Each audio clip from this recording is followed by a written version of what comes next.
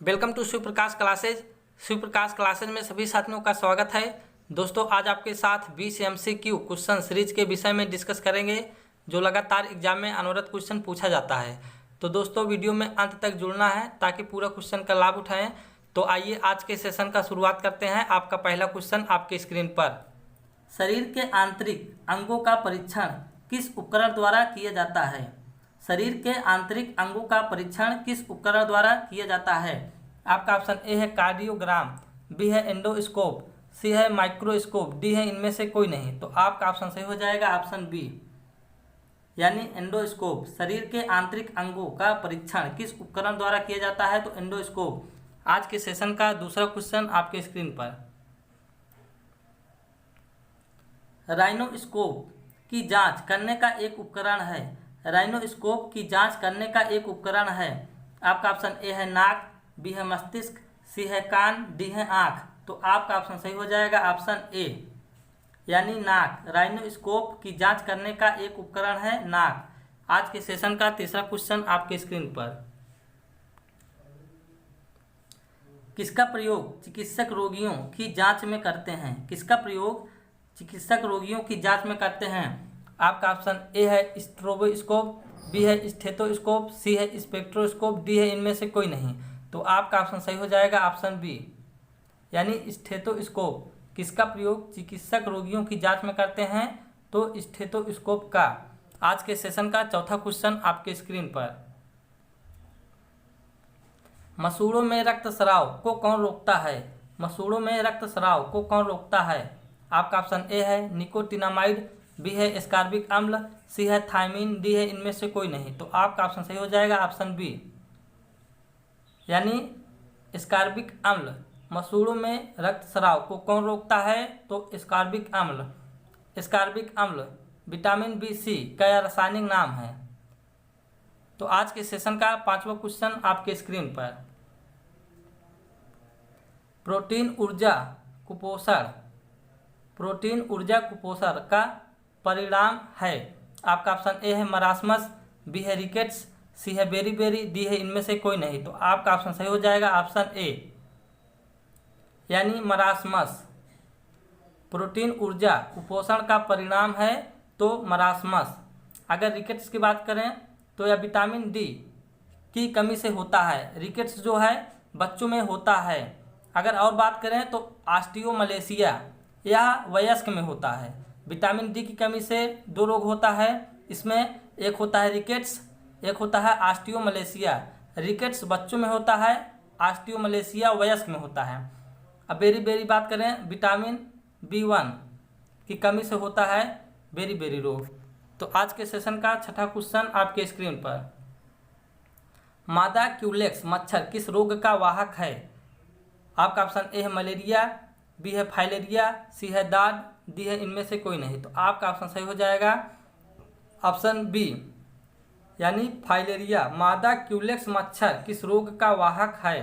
तो फाइलेरिया। आज के सेशन का सातवां क्वेश्चन आपके स्क्रीन पर। श्लेष्मा झिल्ली का सृजन को कहा जाता है। श्लेष्मा झिल्ली की सृजन को कहा जाता है। आपका ऑप्शन ए है ब्रोंकाइटिस, बी है हिपेटाइटिस, सी है गैस्ट्राइटिस, डी है अर्थराइटिस। आपका ऑप्शन सही हो जाएगा ऑप्शन ए, यानी ब्रोंकाइटिस। श्लेष्मा झिल्ली की सृजन को कहा जाता है तो ब्रोंकाइटिस।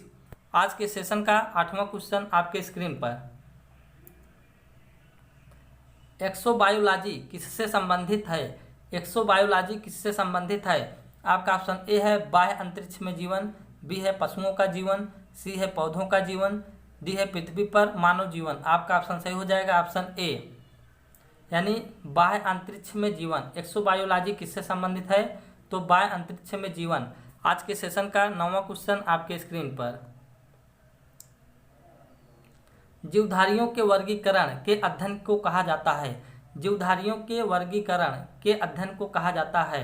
आपका ऑप्शन ए है वायरोलॉजी, बी है टैक्सोनॉमी, सी है फिजियोलॉजी, डी है सर्पेंटोलॉजी। तो आपका ऑप्शन सही हो जाएगा ऑप्शन बी, यानी टैक्सोनॉमी। जीवधारियों के वर्गीकरण के अध्ययन को कहा जाता है टैक्सोनॉमी। आज के सेशन का 10वां क्वेश्चन आपके स्क्रीन पर।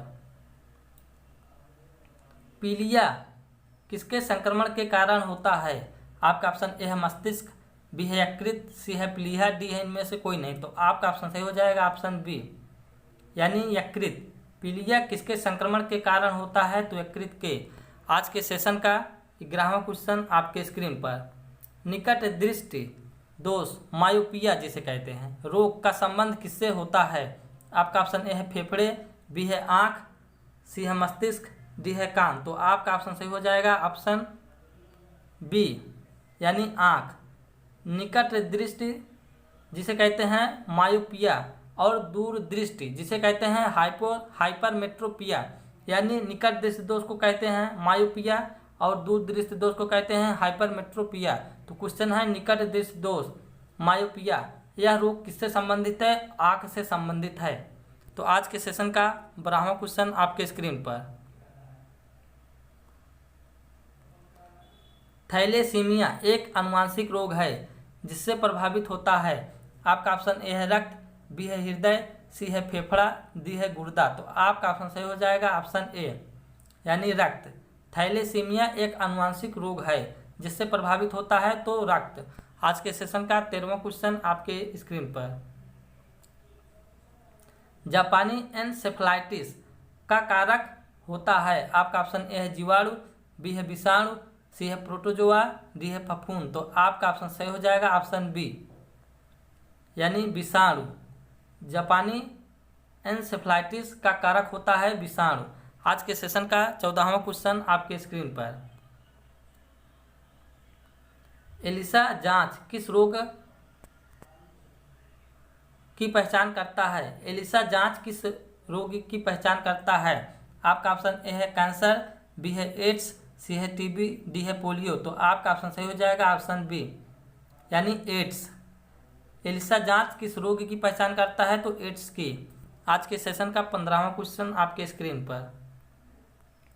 पोलियो के टीके की खोज किसने की थी? पोलियो के टीके की खोज किसने की थी? आपका ऑप्शन ए है लुई पास्चर, बी है जोनास साल्क, सी है फ्लेमिंग, डी है मैरी कुरी। तो आपका ऑप्शन सही हो जाएगा ऑप्शन बी, यानी जोनास साल्क। पोलियो के टीके की खोज किसने की थी? जोनास साल्क ने की थी। आज के सेशन का 16वां क्वेश्चन आपके स्क्रीन पर। जैव विकास को सर्वप्रथम किसने समझाया? आपका ऑप्शन ए है न्यूटन ने, बी है लैमार्क ने, सी है चार्ल्स डार्विन ने, डी है इनमें से कोई नहीं। तो आपका ऑप्शन सही हो जाएगा ऑप्शन बी, यानी लैमार्क। जैव विकास को सर्वप्रथम किसने समझाया? तो लैमार्क ने। आज के सेशन का 17वां क्वेश्चन आपके स्क्रीन पर। हमारे शरीर में कुल कितनी मांसपेशियां होती हैं? आपका ऑप्शन ए है 565, बी है 639, सी है 665, डी है 556। तो आपका ऑप्शन सही हो जाएगा ऑप्शन बी, यानी 639। हमारे शरीर में कुल कितनी मांसपेशियां होती हैं? तो 639। आज के सेशन का 18वां क्वेश्चन आपके स्क्रीन पर।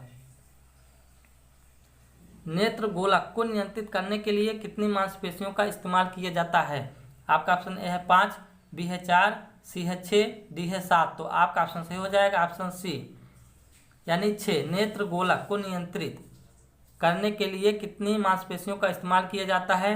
तो 6 मांसपेशियों का इस्तेमाल किया जाता है। आज के सेशन का 19वां क्वेश्चन आपके स्क्रीन पर। मस्तिष्क जिम्मेदार है।